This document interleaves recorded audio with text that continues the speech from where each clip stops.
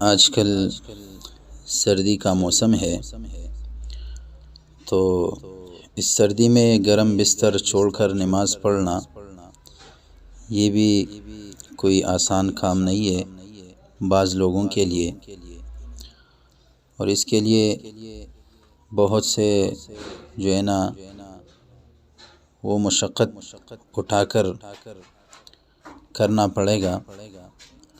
تو اس سلسلے میں آپ کو ایک حدیث مبارک پیش کرنے جا رہا ہوں۔ حضرت عبداللہ ابن مسعود رضی اللہ تعالیٰ عنہ سے مروی ہے کہ اللہ تعالیٰ دو طرح کے بندوں سے خوش ہوتے ہیں، ایک وہ جو سردیوں کی رات میں اپنے گرم بستر اور گرم چادر سے اٹھ کر وضو کرتا ہے اور پھر نماز ادا کرتا ہے۔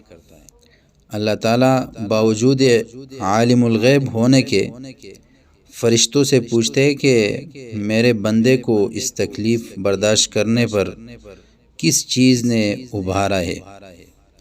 فرشتے جواب کہتے ہیں کہ وہ آپ کی رحمت پر امید لگاتے ہوئے آپ کے عذاب سے ڈرتا ہے۔ اللہ تعالیٰ فرماتے ہیں کہ فرشتوں تم گواہ رہو کہ میں نے اس کی امیدوں کو پورا کرتے ہوئے اس چیز سے امن عطا کر دیا ہے جس سے یہ ڈر رہا ہے۔ تو بھائی یہ جو سردیوں میں گرم بستر چھوڑ کر نماز پڑھتا ہے نا، اللہ تعالیٰ اس کو اجر عظیم عطا کرتا ہے۔